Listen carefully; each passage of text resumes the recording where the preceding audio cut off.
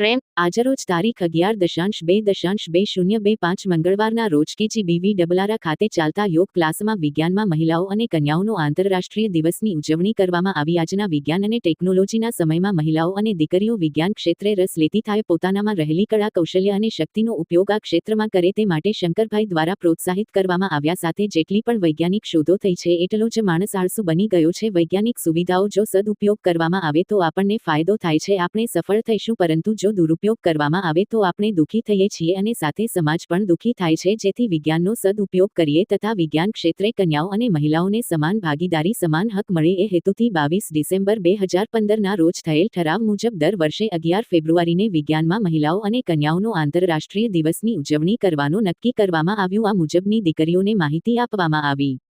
દાહોદ જિલ્લા chief bureau Ambaram કે ખાંડ સાથે કપિલ બારિયા, ફતેપુરા।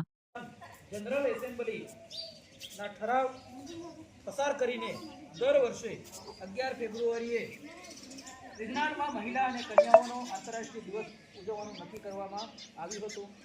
વર્ષ 2016થી દર વર્ષે 11 ફેબ્રુઆરીએ વિજ્ઞાનમાં મહિલા અને કન્યાઓનો આંતરરાષ્ટ્રીય દિવસ ઉજવવામાં આવે છે।